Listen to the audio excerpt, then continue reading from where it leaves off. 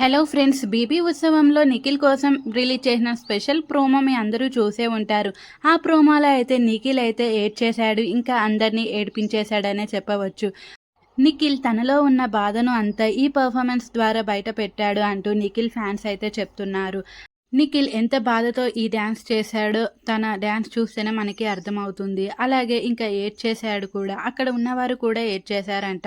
మనకి ఇది ఫుల్ ఎపిసోడ్‌లా అయితే తెలియబోతుంది. అలాగే నిఖిల్ అయితే ఈ పర్ఫార్మెన్స్ ద్వారా కావ్యతో తనకున్న రిలేషన్‌షిప్ పై, అలాగే వాళ్ళిద్దరూ కలిసారా, విడిపోయారా, ఇంకా దానికి ఎండ్ చెప్పడానికి అయితే ఈ పర్ఫార్మెన్స్ అయితే చేశాడంట.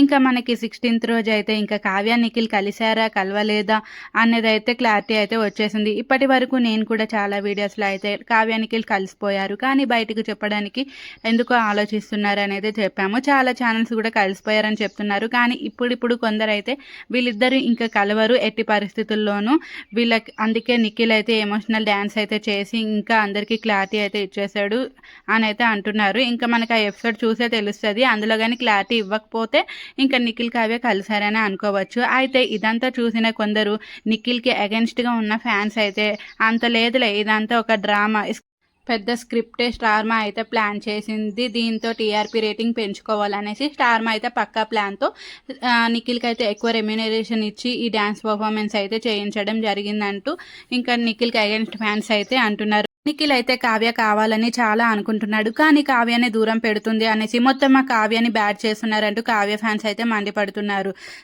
ఒక అబ్బాయి అంతగా బతిమలాడుతున్నా వద్దంటుందంటే ఆ అబ్బాయి క్షమించరాని తప్పు చేశాడనే అర్థం. అంతేకాని అమ్మాయి మీద తప్పు నెట్టేయడం కరెక్ట్ కాదా అంటున్నారు. మరి మీ అభిప్రాయం అంటే